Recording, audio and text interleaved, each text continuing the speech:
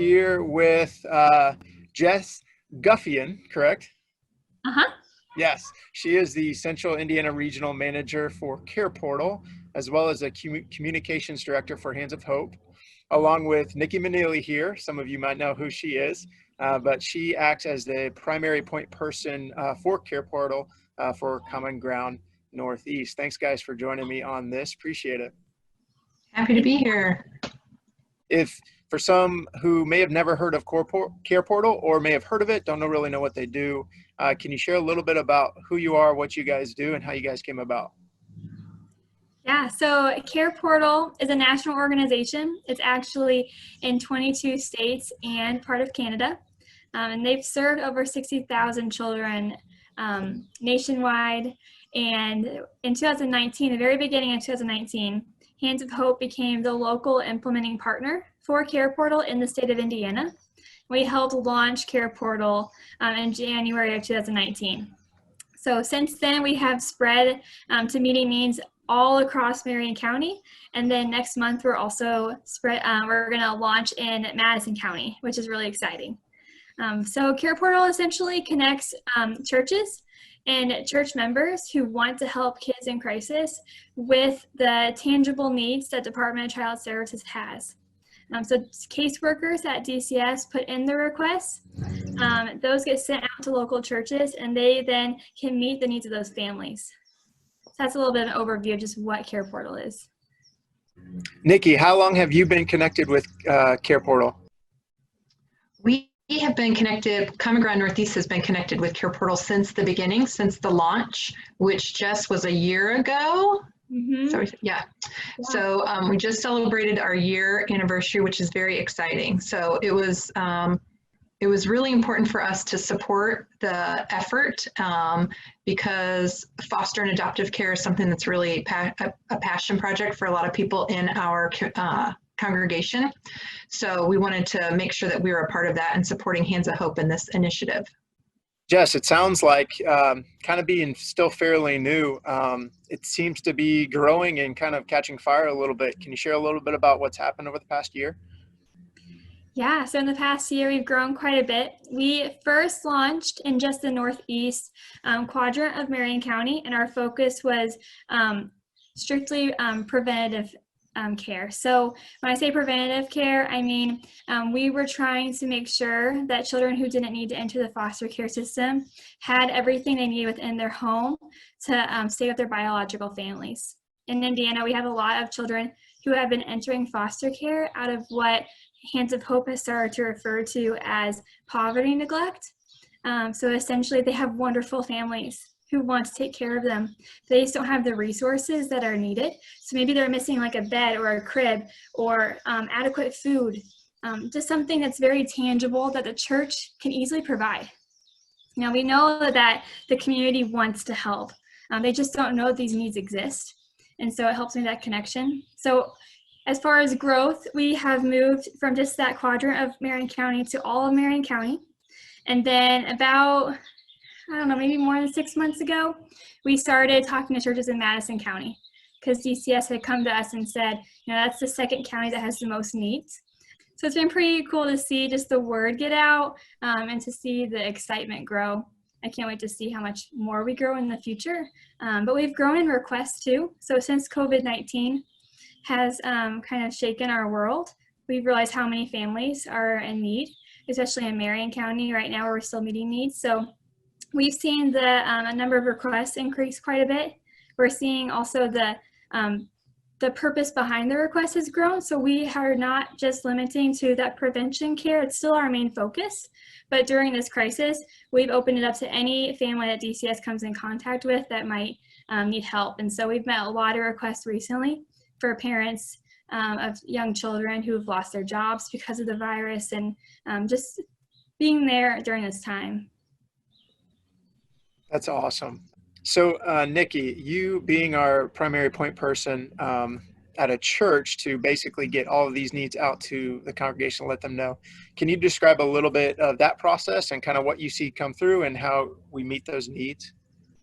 Sure. I have a listserv of individuals from the church that have expressed interest and meeting needs and being on the Careportal listserv. So when I get a request, I evaluate it, see if it's something I think that we could meet. And then if it is, I push it out to the listserv and give them some details, give them some guidance. We did one just this week where I created a Google spreadsheet so everybody could look at it and see who was getting what. Because of COVID-19, one of the things we're trying to do is limit contact with people. And so everyone is purchasing items online and having them sent to the family in need. And so we tracked when the delivery dates would be, so I could share that with the mom and say, here's all the stuff that's coming and here's when it should be there. So she has a good idea of what's coming. Or we've got another one that we're actively sourcing right now that needs a couple of dressers and a bookcase. And thankfully we were able to get all that stuff pulled together this week, and we're dropping it off tomorrow. So just managing all of that and coordinating everyone to get the information out. And thankfully our listserv participants are very active and quick to respond, which is a huge blessing. Jess, we received an email recently just about the impact that one church can have, specifically Common Ground Northeast. Can you share a little bit about some of that impact, how that's kind of figured up, and what you've seen from Common Ground specifically? Yeah, so through the Careportal website, all of that data is tracked. So we've seen, for each church, like how many requests they've met and how many children were served.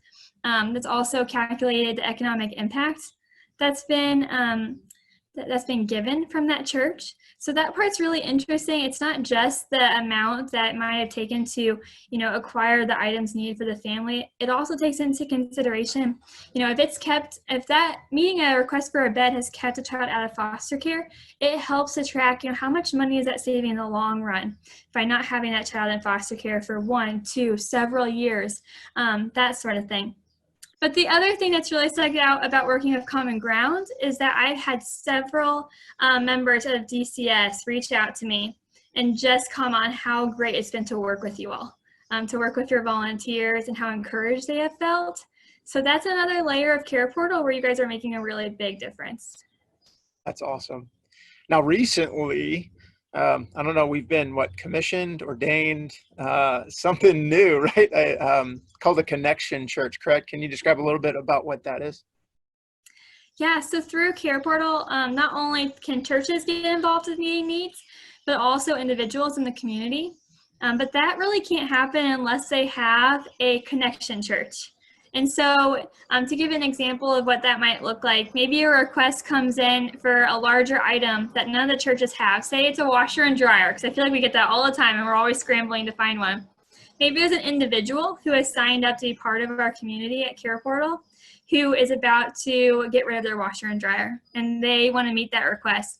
But they, through Careportal, need a church, a local church to partner with in order to have that communication happen with Department of Child Services. Maybe just have some people to help transport the item. If it's one person, they can't transport a washer and dryer by themselves. And so a connection church makes that possible. And so Common Ground has volunteered to help make those connections with individuals as they come about, and to just be a partner of the community in that way. So it's really, really cool. I know we're really excited to be a part of that, and to help connect even more people to people of need. Nikki, if you could share anything to our congregation just about our involvement with Careportal up to this point, and then even future involvement and people who might want to be involved, what could you share as encouragement? Just a huge thank you. Like Jess said, so many of the individuals, the families in need, the DCS workers that we come in contact with are so appreciative, and the need is out there, and I'm so proud of our congregation, the way that we are striving to meet those needs. And again, we met a request earlier this week, and everybody did it so quickly that I felt comfortable taking on a second one this week, which is amazing considering everything that's going on. So just a huge thank you for the people that are contributing in that way. I had one of our congregation members say, we're busy with our family and I can't volunteer at the PTO and do all these things, but I can shop. so I can help you there. So, everyone's doing what they can, which is amazing. We've got some amazing individuals in our congregation that have formed relationships with some of the families we've served and continue to stay in contact with them and provide them additional support, which has just been tremendous. And again, God's hand in all of that, that he's connecting those people that have the skill set or the capacity to love individuals in that way. If anybody is interested in getting more information or getting involved with Careportal through Common Ground, I'll have a link after this video. Basically email engage@cgnortheast.org and we will get you connected to Nikki Maneely and that email, and you'll have all the information that you need. So Jess, any final comments just through Careportal and the future of what it all holds or anything like that?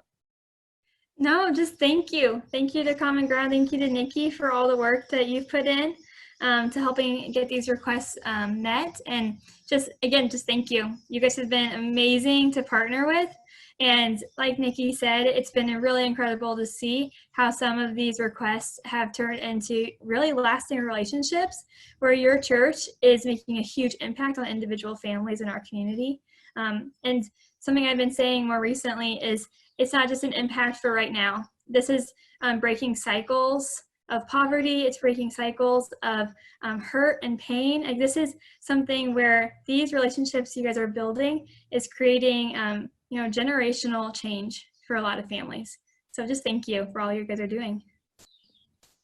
Just thank you for everything that you're doing as well and giving us the opportunity to partner with such a great organization that's literally partnering with the state and beyond. So this is really, really cool to be a part of. And Nikki, thank you for spearheading a lot of this for us and connecting us to it as well. So ladies, thanks for joining me today. Appreciate it.